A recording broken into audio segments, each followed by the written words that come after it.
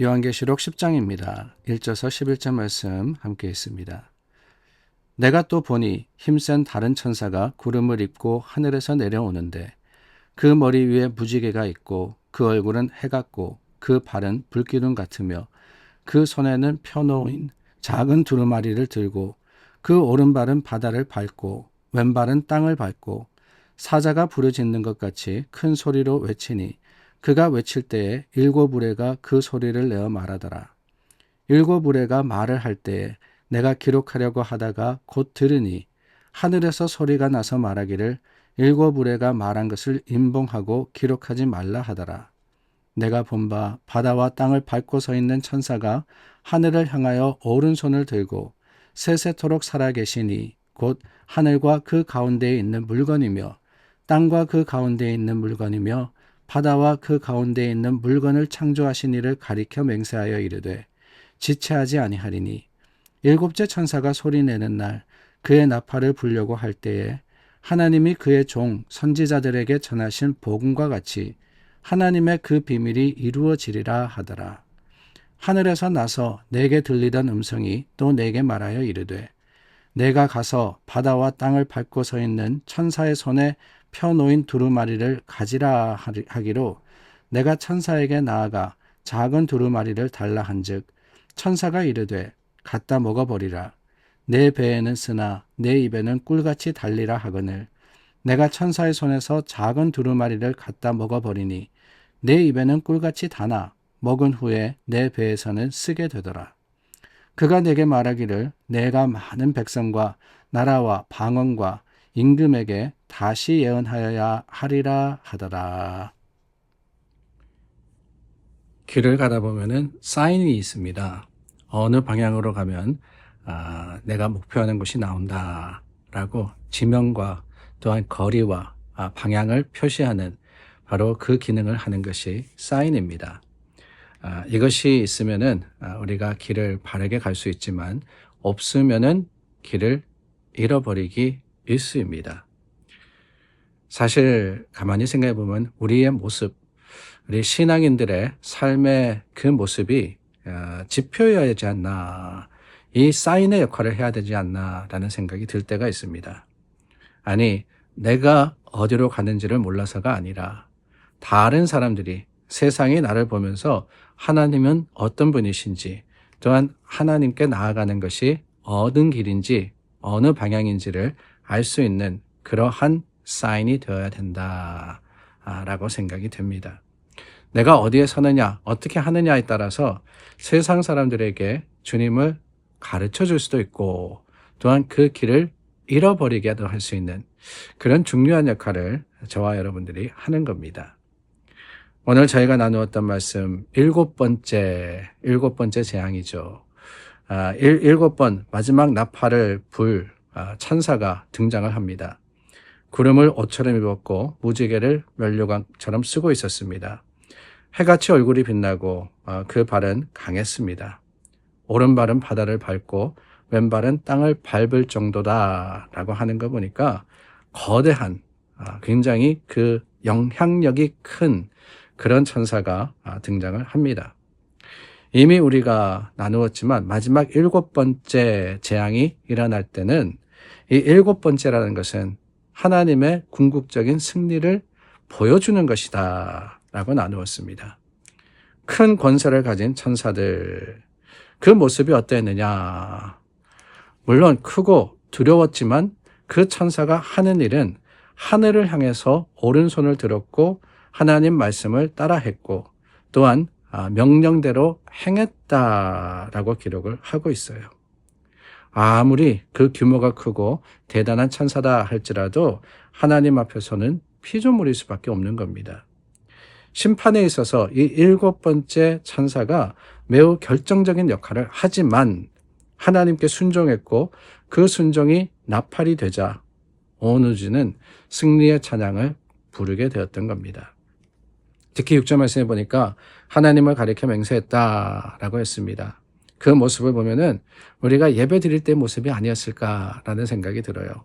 손을 들고 하나님을 향하고 모든 사람들이 주님을 바랄 수 있도록 주님을 향해 그 가르치는 삶의 모습으로 우리가 하나님 앞에 예배하듯이 이 천사가 예배했던 겁니다. 그렇기 때문에 요한은 자연스럽게 하나님을 바라보게 됩니다.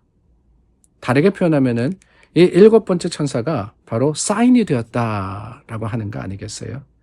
하나님의 거룩하심과 그 심판과 또한 하나님이 하실 일들을 보여주는 이러한 사인이 되었을 때 오늘 우리도 그런 것 같습니다. 이 천사와 같이 하나님이 어떤 분이신지 하나님을 예배하면서 주님의 그 거룩하심과 또한 그 권능을 세상 속에 드러내는 하나님의 사람들이 되어야 하리라 믿습니다. 자, 이 7번째 사자가 소리 지르자 7 우레가 발했다라고 했죠. 장차 일어날 일을 드러낸 겁니다.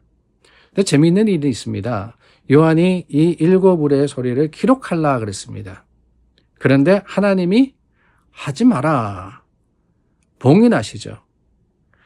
이 7 우레의 소리 왜 그랬을까? 왜 하나님이 기록하지 못하게 하셨을까? 아니 분명히 일어날 일, 특별한 일을 기록하려고 했을 텐데 왜 그것을 하나님이 막으셨을까? 다름이 아니라 모든 하나님의 비밀은 하나님의 때, 하나님의 방법으로 이루어지기 때문이 아닐까요? 우리가 믿음으로써 그 날을 기다린다라고 하는 것은 무엇이 일어날지를 안다라는 것이 아닙니다. 사실 요한계시록을 우리가 나누면서 가장 조심스러운 것이 그겁니다. 이 요한계시록의 말씀의 의미가 뭘까? 마지막에 일어난다는 여러 가지 재앙들과 또한 거기에 보여지는 환상들과 이런 것들이 무슨 뜻이 있고 또한 무엇을 가리키고 우리에게 무엇을 알려주느냐라는 것을 가지고 우리가 요한계시록의 말씀을 대하게 되면 저는 실패할 수밖에 없다고 생각을 해요. 왜 그렇습니까? 아직 일어나지 않은 일이거든요.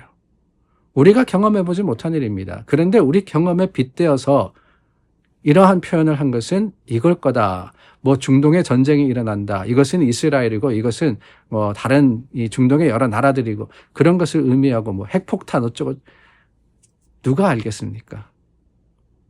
우리는 모릅니다.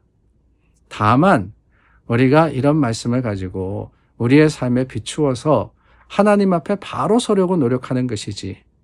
그래서 저는 요한계시록을 읽으면서 여러분, 제가 여러분에게 이것은 어떤 의미입니다 라고 할 때 분명히 이렇게 일어날 겁니다 라고 하는 것도 조심스러운 마음으로 말씀드리고 있다라는 것을 이해해 주셨으면 좋겠습니다. 아니, 일어나는 일은 분명히 일어납니다. 그러나 어떤 모양으로 일어날 건지는 사실 저도 모릅니다. 다만 여러 학자들이 연구하고 또한 우리가 지난 2000년 동안 이 요한계시록의 말씀을 교회가 나누지 않았습니까? 그 가운데 짐작하고 또 그 짐작한 것을 가지고 우리가 영적으로 준비하는데 도움이 되기를 바라는 것이지. 이러니까 우리가 이렇게 해야 된다라고 하는 확신으로 말씀을 대하는 것은 결코 아닌 거예요. 다르게 표현하면은 바른 믿음이라는 것은 뭐냐? 하나님의 때를 기다리는 믿음이고 주님께 맡기는 믿음이라는 겁니다. 이렇기 때문에 내가 생각하는, 내가 확신하는, 내가 기대하는 이게 아니라 오늘 말씀과 같이 몰라요. 요한에게 기록하지 마라 그랬습니다. 모르는 게 맞다라고 하십니다. 그러나 그럼에도 불구하고 하나님의 때와 그 시간이 반드시 있을 것임을 알기 때문에 예비된 신앙인으로서 서는 것이 그게 지혜가 아니겠습니까?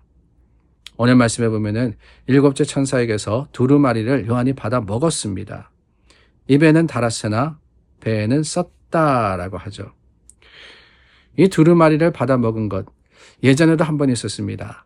에스겔 선지자가 하나님의 명령대로 두루마리를 받아 먹은 적이 있었는데요. 그때도 마찬가지였습니다.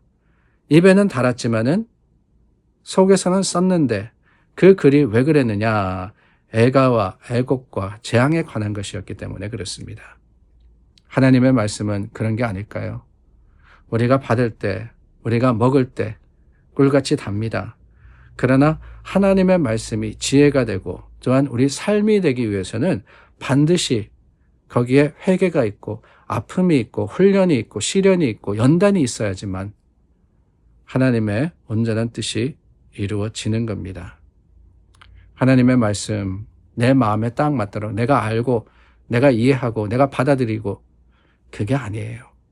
어렵고 힘들지만 때로는 알지 못하지만 오히려 그렇기 때문에 더욱더 하나님의 말씀을 우리가 붙들고 세상을 향해서 주님을 보이고 드러내는 그러한 믿음의 사인, 믿음의 지표가 될 수 있기를 간절히 소망해 봅니다. 기도하겠습니다. 참 좋으신 하나님, 오늘도 우리 가운데 임하시고 우리를 통해서 역사하시는 그 손길과 행함을 우리가 봅니다. 주님, 우리 마음과 생각을 주장하여 주시고 연약하고 부족하나 하나님의 뜻과 그 거룩하심을 증거하도록 우리를 써 주시옵소서. 예수님의 이름으로 기도드립니다. 아멘. 믿음과 소망의 하루를 시작합니다. 승리하시는 여러분들 되시기를 축원합니다.